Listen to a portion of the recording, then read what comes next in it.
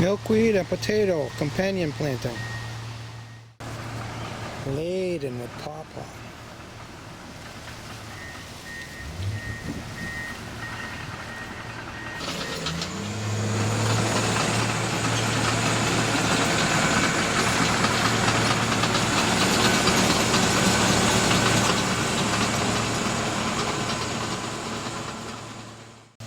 Noisy, destructive machines.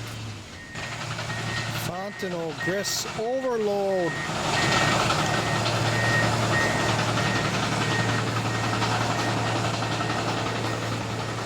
This whole vine, this is just one plant, is just ridiculously loaded with grapes. Uh-oh, there's trouble in paradise. Oh, something broke it. Well, let's get it off of here. We can start over.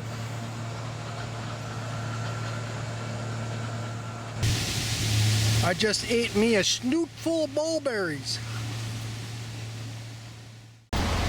Nothing yet. These are black viper root pods that have had the seeds stolen from them. Or stolen from me. Still a few here yet. We're going to get those too if I don't grab them.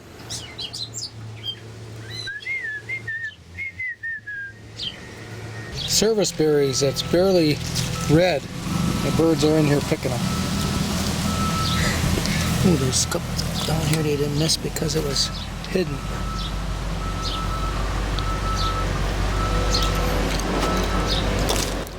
They're not quite as sweet when they're this red though.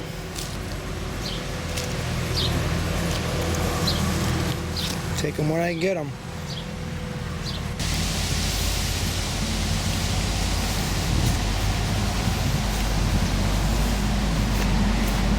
Turnips that overwintered and went to seed, and most of the seeds are gone. I see the birds picking at them, but there's probably a few left. Let's see if I can find some and save them for next year.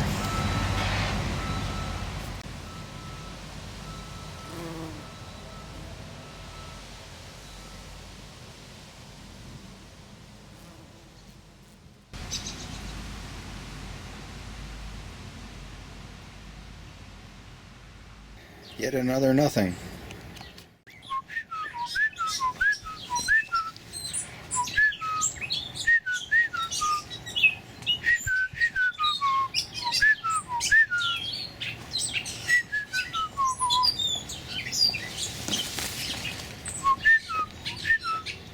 You might ask, don't you think the neighbors will think you're nuts whistling to the birds? It's Saturday morning. They're all in a drunken stupor right now. Bloodshot Eyes rules in Manitowoc, Wisconsin. The belly on that toad represents slug control. Ooh. That's pretty cool.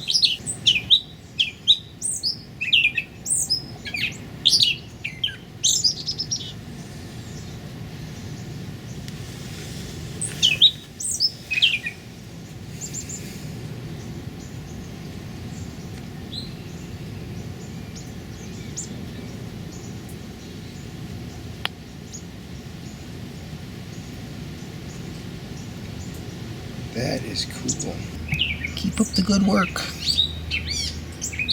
I'm out back. I'm going out back to live the permaculture dream.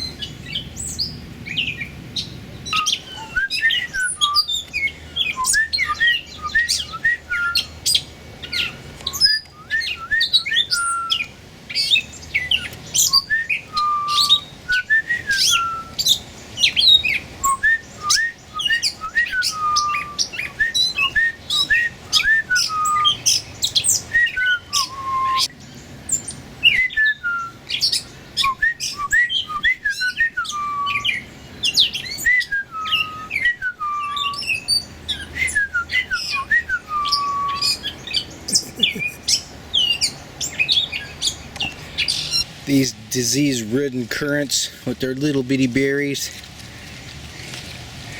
They are going to leave my planet. Permaculture dream is being up on a ladder in the midst of mulberries, picking and eating mulberries along with all the birds. That is the permaculture dream. Don't worry, I'll leave you some. Show yourself.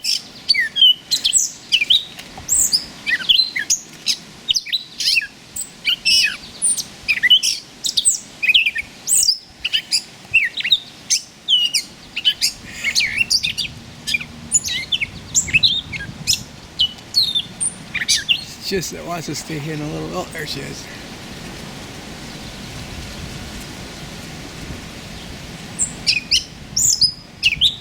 Me and the catbirds picking mulberries.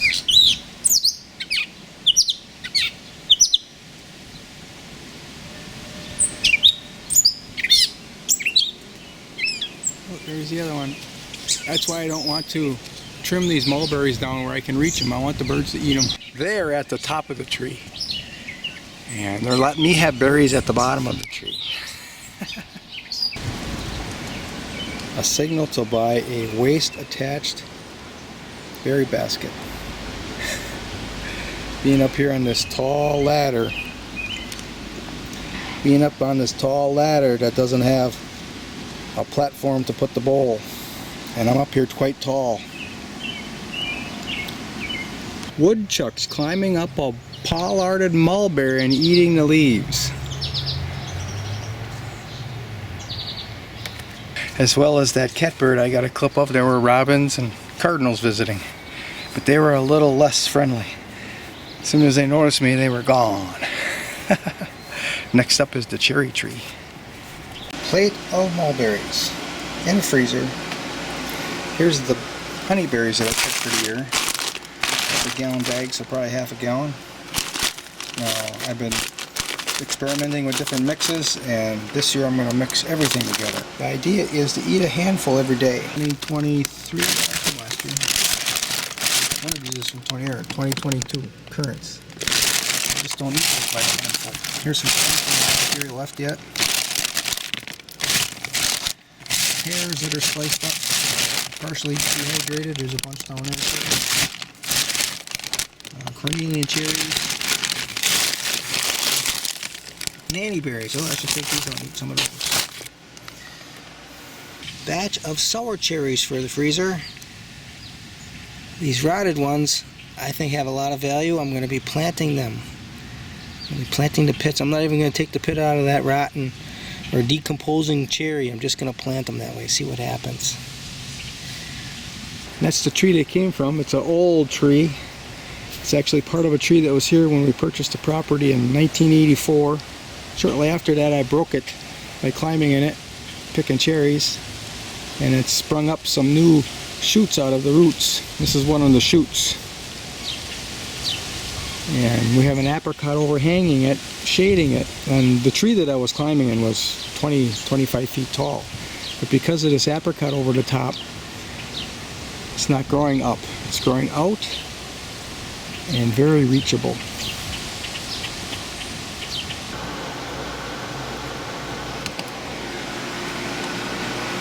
There might be some beneficial bacteria that's connected to the decomposing cherry fruit that'll help the pit. I don't know. Here we have little worms that were in the cherries. They're going to get planted with the pits too. Trench that I buried hardware cloth in so the voles and the mice don't dig up. So I'm going to just cover this with a little bit of soil and we'll see what happens. I think what we have here are young cardinals just out of the nest. Where are you?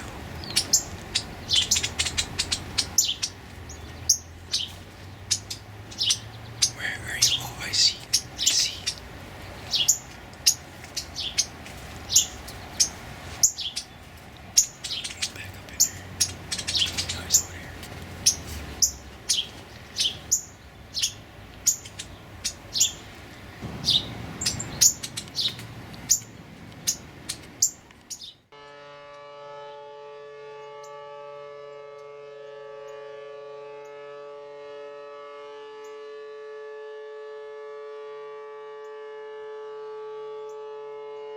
My trellis brake has broke.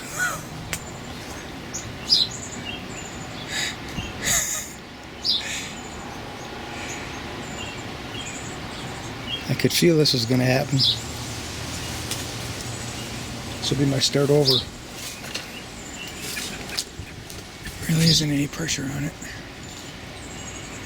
The beginning of yet another barrel of fermented greens. 100 leeks were delivered to me by Territorial Seed Company, and I selected the largest of them and planted them in this row here. And I've been harvesting. Now more than 3/4 of the row have been harvested. You can see how the leeks are growing new stems. But along with planting those leek plants, I also placed carrot seeds in. You can see this carrot is growing here now. Before I clipped these leeks off and harvested them, the carrots are rather anemic, just laying down on the ground.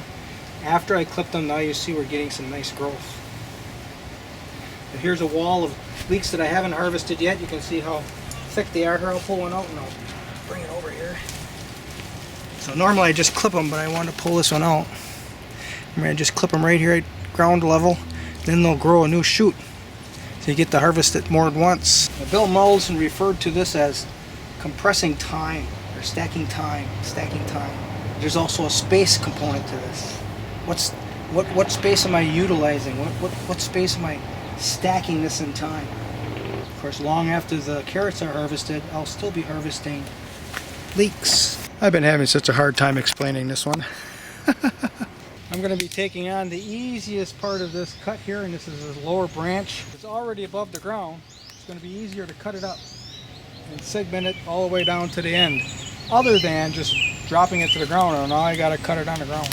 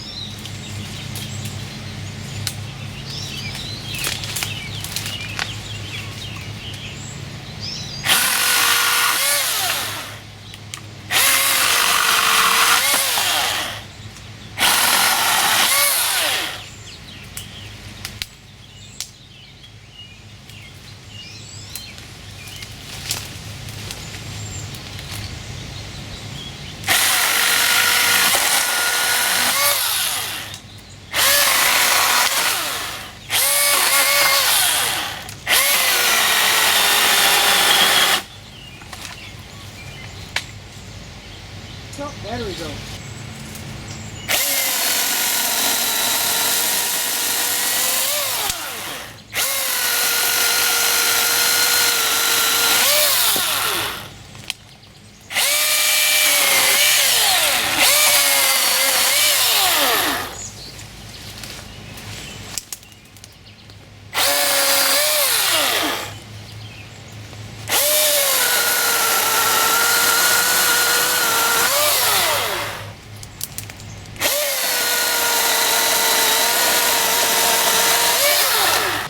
First thing I'm going to do is make an angle cut like this on the bottom going up. Then I'm going to bring the ladder back and then come down and cut. And that way it won't hang up like a hinge cut would.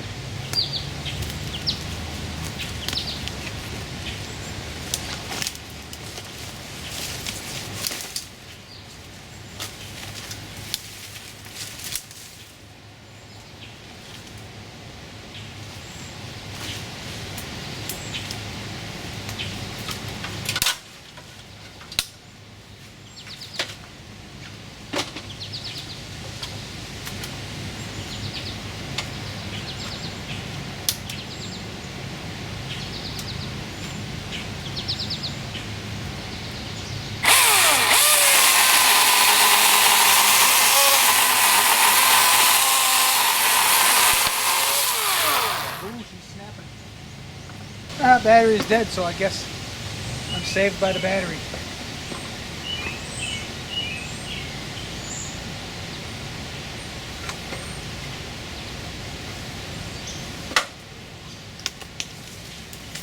I'm just going to leave it like that because it's going to crack and break on its own.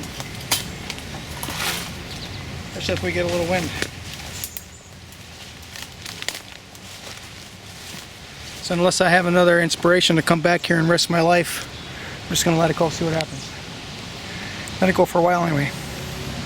I think a critter came through here and dug up all the corn seed and ate it. See, just like where I planted it. Bloop, bloop, bloop. Better set some mouse traps.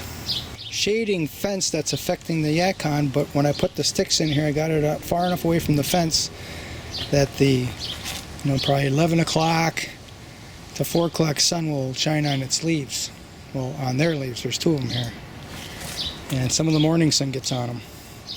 Now I'm expecting them to grow higher, and as the earth tilts away, I think it'll get to be high enough over the fence that it's still going to get sunlight. After 5 or so years of producing peaches, the Siberian Sea is going to miss a year because of the very bad peach leaf curl that had occurred to it. And that's it. My patience is done with it. I'm going to be cutting it all the way back down, and I'm going to graft it. Turnip plant, but I'm going to cut these apart a little bit, get them in this bowl, let them just percolate there, see what falls out. Basically what I'm looking for are the lucky seeds. The unlucky seeds go through a digestive system. Good enough. Look at.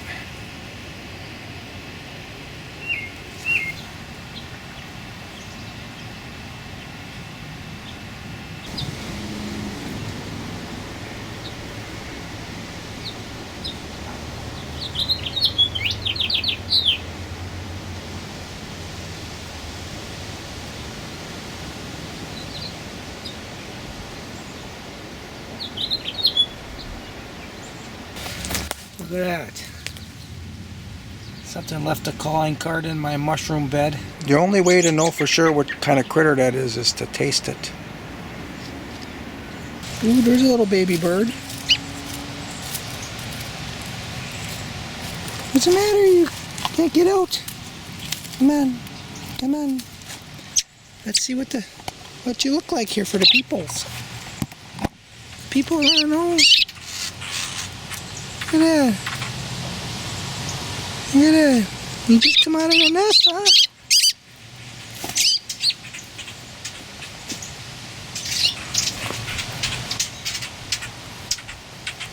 I just let him back. Mama's gonna be pissed off.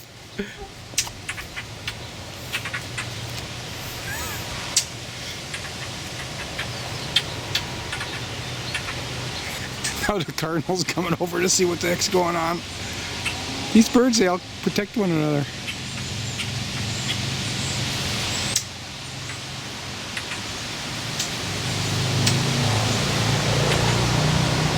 That's Mama right there, or it could be Daddy. I gotta get out of here. Let them get reunited again. I just seen a little baby chickadee. Oh, right there.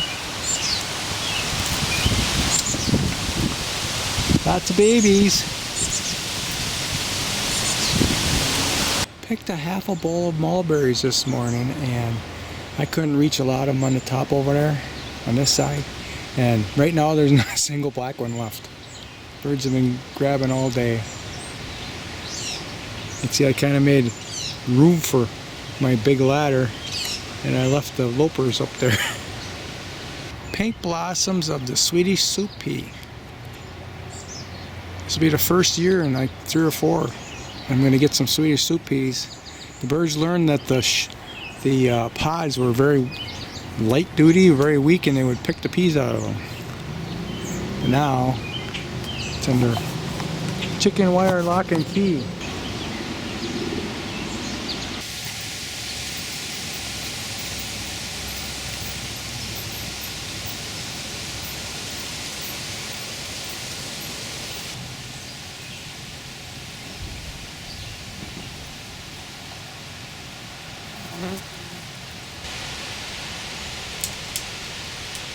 dead box elder that had fallen, and it's now being propped up by this one branch on this black walnut tree. And it wants to slide this way. I can hear it creaking. What's going to happen is, I think what I'm going to have to do is cut the base and just let it slide off. If I'm lucky, it'll hold up there for me to cut a few more segments off.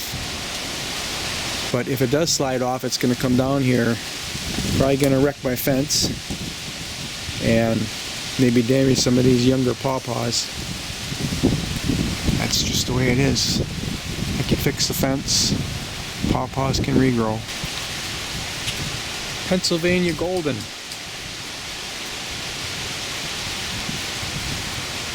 Just laying here as a pawpaw seed. Feels kind of light, but I don't know if it's going to grow. Let's stick it in the soil. I'll probably forget that I buried it here.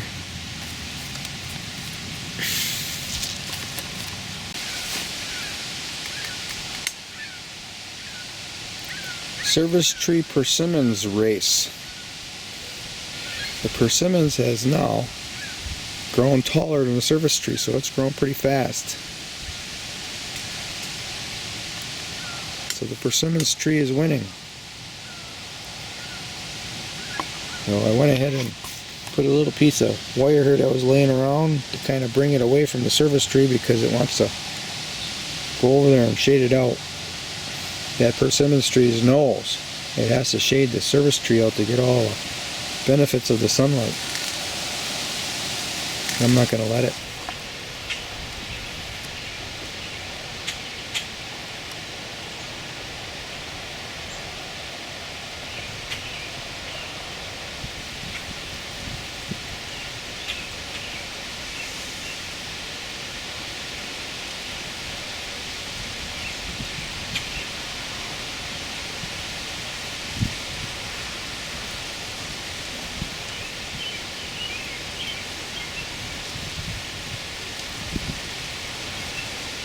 It's a plum. It's maybe a Chickasaw plum. I think this is a rootstock from something that I planted, and the graft died. I guess that's my guess. Chickasaw plum. Interesting. I'll try them for breakfast this morning. Gooseberries are starting to ripen. At least this flavor is. Red onion, about to blossom.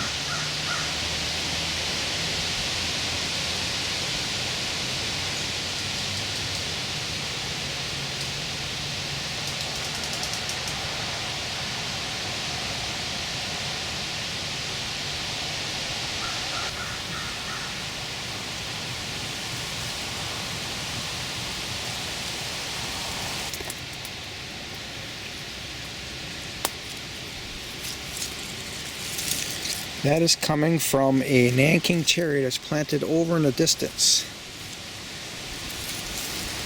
This is really the first healthy cherries this thing has ever produced. It gets the blight. But this branch disappears into this, what is this, apple? No, that's probably a plum rootstock. And there's a little bit of blight here.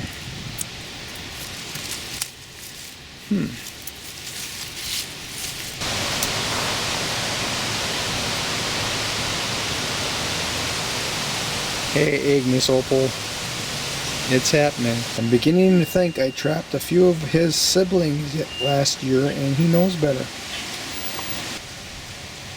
Nice fennel plant. I'm gonna eat it next week. Now, that is a parsnip seedling. I think it's possible I've been pulling those out as weeds because I'm expecting to see that leaf with the jagged edges.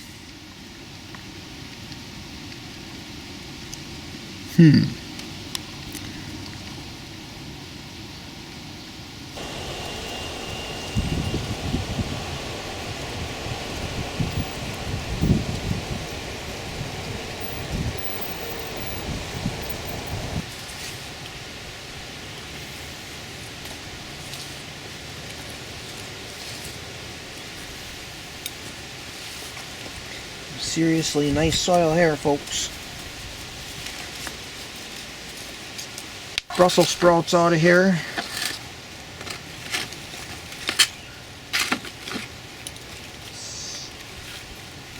Oh, it's got a big root already. Well, it's been in here for a long time. I've just been waiting for the right time to pull some of these out of here.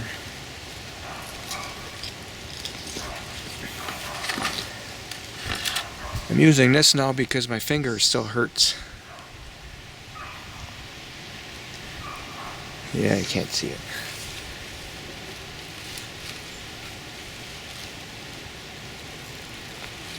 Come on. We got it.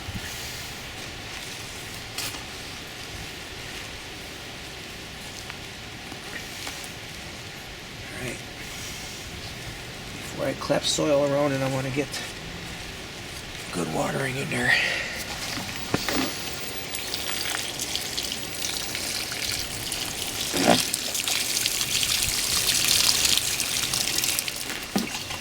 I like digging with my fingers, but my finger still hurts from when I broke it digging in a tree. This is kind of convenient. I kind of like it. Got kind of a scoop shape right here as a ruler, although it's in centimeters. Been waiting for two events to occur to transplant these Brussels sprouts into the bed. One is, obviously, I got to make some room for it, and I did by harvesting kohlrabies for eating. And the next was, this is the last day of June, and we have 2 days of very cool weather predicted. And it's cold enough for me to put this shirt on this morning, which is not normal. So we've got 2 days of cool weather for these Brussels sprouts to heal in, and I don't think there's going to be a problem anyway because I got a large chunk of their roots intact. But it'll make it easier for them. And also the shade of the kohlrabi leaves here can help them. This one may be a little bit in the sun a little more, but like this one's got some shade. Now when I harvest the kohlrabis, then they'll get sun. And I'll harvest the still plant. I'm going to allow these celeriac to grow because they're on the shade side. And then here's the third one right here. There's three real nice kohlrabis I've taken out of here already. You can see there's a celeriac going to grow next door. That's over here, and this is probably that'll be the next kohlrabi I take next week. And these that are in the sun will bulb up a little faster. These are the next two. When those two are out of the way, that Brussels sprout's going to go. And I won't let it get any higher than this fence right here, which is not quite 2 feet. I'll clip it off, and then I'll put energy to all its Brussels sprouts that it's making below. Third of the bed over there has leeks and carrots, which is an interesting story. And then this 2/3 of bed, I've already harvested the peas out of here, and the kohlrabi, see the ones that are really densely packed, they're small, and that's intended because when I take the bigger ones in, the smaller ones will start to grow. You can see how densely I planted them right in here, very close together.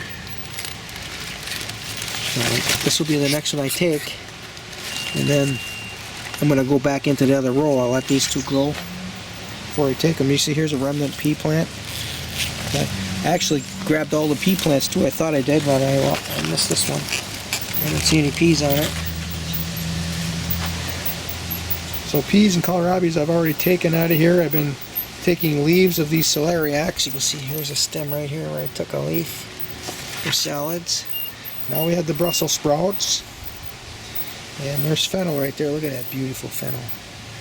I'm going to be taking that next week. Yeah, it's nice and soft. You see I've been taking some of the branches. And then once I take that one, there'll be another one.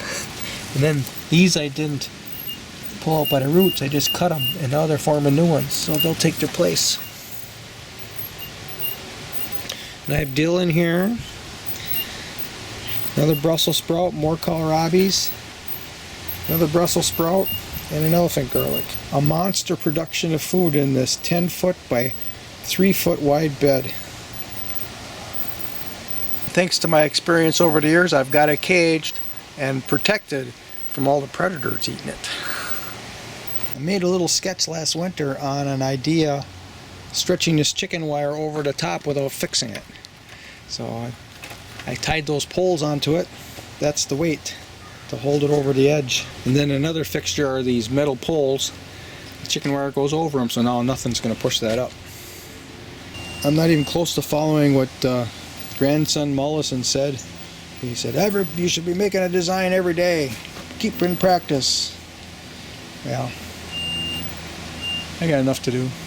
Pot that I dug the 3 Brussels sprout plants out of now has breathing room. I might just leave this Brussels sprout in here and just keep harvesting the leaves for salads. And this sweet potato is going to start moving, I bet. Moving up. But I've been using this for harvesting the leaves as well. The leaves of sweet potatoes are very healthy. I will weed this to conduct an experiment. I popped a potato out of the ground here as I was weeding this little spot, and then I reburied it in this area here. I buried it deeper. And now we have all these shoots coming out of this stem because the stem laid down. And it laid down perfectly into this.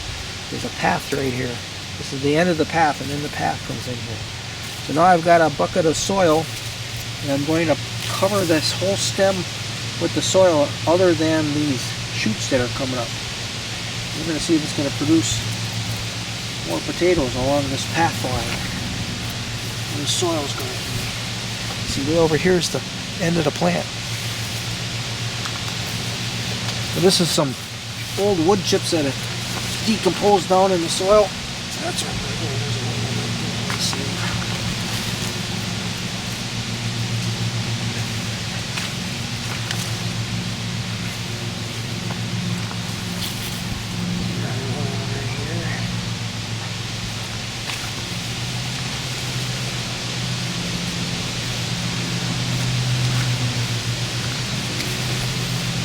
The experts always talk about mounding up your potatoes.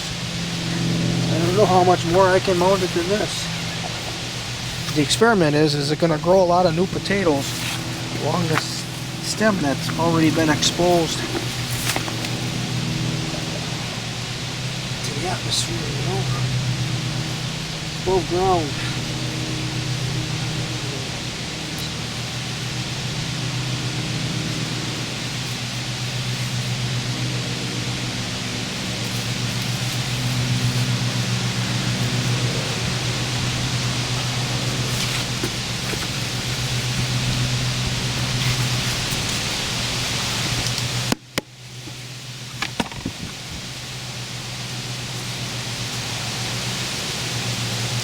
This is a very worthy experiment, in my view.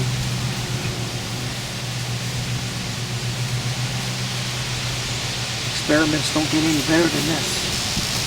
Right here, right in the ground. Let's find out what happens. Okay, I like it. Service berries and the last of the honeyberries. I'm going to smash up some of those service berries that are very ripe and plant them. Plant the mash, hoping the seeds will sprout. Here's some greens and salad today. That's a wrap up for the backyard because I'm heading north. I'm all excited. Oh, and we have our first ground cherry.